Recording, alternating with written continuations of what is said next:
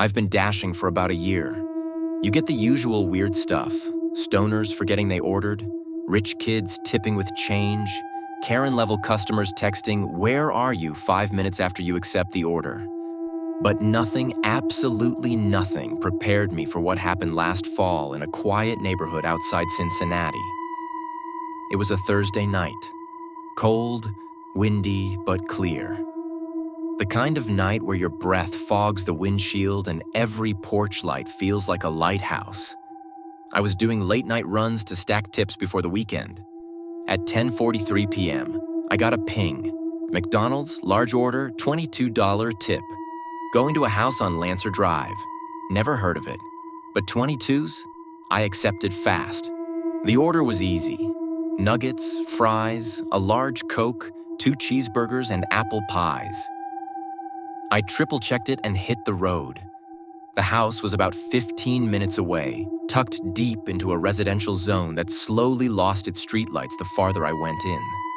By the time I turned onto Lancer Drive, it felt like I'd driven into a dead neighborhood. No cars, no porch lights. Every house was dark, like the power was out. The only light came from my headlights, bouncing off cracked pavement and leafless trees. House number 465. I pulled up slowly. The house sat far back from the road, half hidden by overgrown bushes. Paint peeled from its wood panels. A single dim light flickered on the porch, the kind you'd find in a horror movie right before someone disappears. I turned off the engine but left the lights on. Opened the DoorDash app to confirm delivery steps. That's when I saw the note. Please bring order to basement entrance.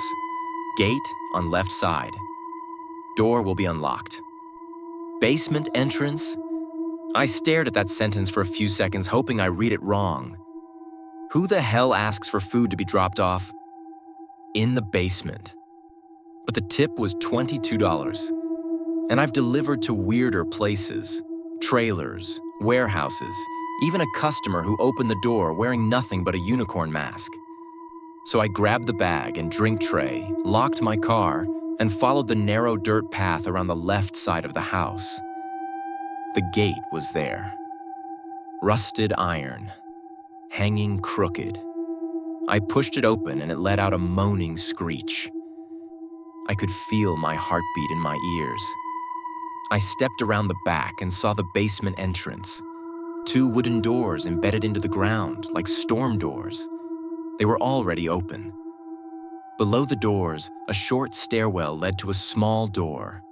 Wooden, gray, unpainted, and just like the customer said, unlocked. A cold wind hit my face from below, carrying a smell like wet earth and mold. I didn't want to go down. Every instinct told me this was wrong, but I thought, they're probably just remodeling, right? Maybe the upstairs is off limits. Maybe it's an old person who can't do stairs. So I took the first step down. The concrete was cracked and slippery with moss. I held the bag in one hand, drink tray in the other, and stepped carefully until I was standing in front of the door. I knocked. Silence. Then I heard footsteps. Slow, deliberate, coming closer. The door creaked open. Behind it stood a man, maybe mid-40s. Pale, with a scruffy beard and eyes sunken so deep it looked like he hadn't slept in days. He didn't say anything, just looked at me. His mouth moved, like he was whispering, but no sound came out. I forced a smile. "Hey, DoorDash, large order." He looked at the bag, then at me. Then stepped back and opened the door wider. That's when I noticed it wasn't a basement apartment. It was a basement. Period. No furniture, no lights, just concrete floors, a water heater, and shadows stretching to a back corner I couldn't see. I stayed outside. "You want me to leave it here, or bring it in?" His voice was a whisper, raspy, like he hadn't spoken in years. I usually can't go inside people's homes." "Bring it in." I hesitated. The tip, $22. Just drop the bag, hand him the drinks, and bounce. I stepped inside. The smell hit me harder now. Damp, sour, metallic. Like rust mixed with rotting food. Or blood.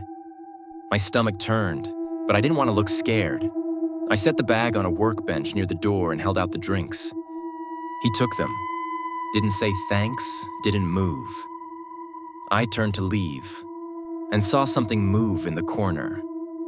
A flicker, a shape, too tall, thin, like someone was standing there in the darkness, motionless. I froze. There's someone else down here. I said it out loud, hoping I was wrong, hoping he'd laugh and say, "Oh, that's just my brother," or "You saw the mop handle?" But he didn't say anything. I turned fast and ran up the stairs, my shoes slipping on the moss. Behind me, I heard the door creak shut. Not slam, just shut, like someone didn't want to scare me. Just let me know I wasn't supposed to be there. I got in my car, locked the doors, and sped off without even looking back. That night, I tried to report the delivery as unsafe, but the app only gave me generic options. The next day, I looked up the address. There was no house listed on Lancer Drive, no 4065, just an empty lot with a condemned notice dated 2014.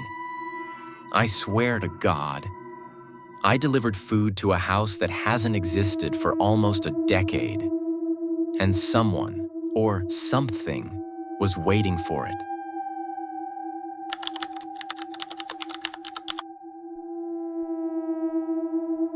There's a rule I have with nighttime deliveries. Don't overthink the weird notes. People leave all kinds of instructions. Don't park in the driveway. Don't knock baby sleeping. Use the side door, not the front. After a while, you learn to just do what the app says and keep it moving. But this one stuck in my head the moment I read it. It was around 11:15 p.m. on a rainy Wednesday in Milwaukee. I'd already decided it would be my last order for the night when I got a ping from a Chinese restaurant downtown. Easy pickup, $18 tip. Good money. The drop-off was at Hillridge Heights, a rundown apartment complex I'd been to once or twice before. Faded brick buildings, flickering hallway lights, broken buzzers. You know the type. When I pulled up, rain was coming down hard. I checked the delivery notes. Leave at door, do not ring bell, don't knock, don't engage. Apt 313. I stared at it for a while. Don't engage? That's not normal. It felt like a warning more than an instruction. But again, you get strange people. I figured maybe they had a dog that barked like crazy, or a roommate who worked nights, whatever. I grabbed the bag, put on my hoodie, and jogged through the downpour toward Building C. Inside, it was worse than I remembered. Stale air, buzzing light overhead. The kind of place that absorbs sound instead of echoing it. I climbed the cracked concrete stairs to the third floor, bag in hand, shoes squeaking on wet floors. The hallway was long, doors lined both sides, each one different, some with welcome mats, others with duct tape over peepholes. Apartment 313 was near the far end. As I approached, I noticed something off. The door was old, like ancient compared to the others. Dark wood, no peephole, no number plaque, just 313 scratched in what looked like knife marks. No mat, no light, just that same note in my head. Don't knock, don't ring, don't engage. I put the bag down quietly and turned to leave. But I swear, the door creaked open behind me, just an inch. I turned back, heart racing. The hallway light above apartment 313 flickered as if on cue. The door stood half open, darkness inside. I waited, expecting someone to peek out. Nobody did. That's when I saw the eyes. 2 pinpoints of light deep inside the dark room, not glowing, just reflecting. like an animal caught in headlights. Then the voice. "Leave it inside." It was calm, female, but it had no echo, no distance, like it was whispered right into my ear, though I was standing in the hallway. I didn't respond, didn't move. "Leave it inside," it said again, this time slower. My gut screamed at me to run. But instead, like an idiot, I nudged the door open with my foot and stepped 1 inch into the room. Pitch black. Even with the hallway light at my back, the inside of apartment 313 looked like it swallowed light. I couldn't see walls, furniture, nothing. I held the bag out. "Here's your order," I said, voice shaking. The eyes vanished, and suddenly, I felt something brush my hand, cold, thin, not skin, not cloth, something else. I dropped the bag and pulled back fast, backed into the hallway. The door slammed shut behind me. I stood there, frozen. Then, the hallway light went out. Total darkness. Something clicked behind the door. A lock, then another, then scratching, faint, inside the walls. I turned and ran. Didn't even care that my shoes were soaked or that I tripped halfway down the stairs. I burst into the lobby, gasping for air. And then, my phone buzzed. A new message from the customer. No words, just a photo. It was the inside of apartment 313, taken from just behind the door, right where I'd stood. It showed me, half-turned, arm extended, delivering the food. But in the photo, something was behind me. Tall, black, its head bent sideways, its hand on my shoulder. I called DoorDash, reported the account. They said the customer had used a burner card, fake name, no ID, no follow-up. 2 days later, I checked Hillridge Heights again. There is no apartment 3113, only 312 and 314. The space where 313 should be is just wall. And yet I still have the delivery receipt in my app history, still marked as delivered. I've always believed the worst thing a DoorDash driver can do is take one last delivery after they've already decided to go home. That's when your instincts are dull, you're tired, and you miss red flags. That's how you get robbed. Or worse. And I should have listened to myself that night. It was almost midnight in West Virginia. I'd already been driving since 4 p.m. My back hurt, my stomach was growling, and I was ready to turn off the app when a Taco Bell order came through. $35 tip, that's a lot, even for a long-distance order. I was about to decline it until I saw the address. Old Mill Farm Lane. That didn't sound like a real street. It sounded like something out of a ghost story. But money talks, and I figured maybe it was one of those rich farmhouses where people order late and tip heavy. I accepted. The GPS mapped the location. 18 miles down a county road, then a right turn into farmland. Cool, I muttered. Just drop and go. I picked up the food, 2 bags, lots of items, and headed out. The first part was easy, just winding country roads, a couple of raccoons, nothing crazy. But once I turned off onto Old Mill Farm Lane, everything changed. The road turned to dirt. My headlights caught the swirling dust in front of me like a fog. No lights, no homes, just endless fields, no signal. I watched the GPS dot glitch across the screen before freezing completely. The arrow just spun in circles. Come on, man. The dirt road narrowed into a path barely wide enough for my car. Tall grass slapped against the sides. Trees thickened ahead, creating a tunnel. That's when I saw it. A mailbox. Rusty. Bent, faded letters. Jack H., the customer. I pulled up slowly.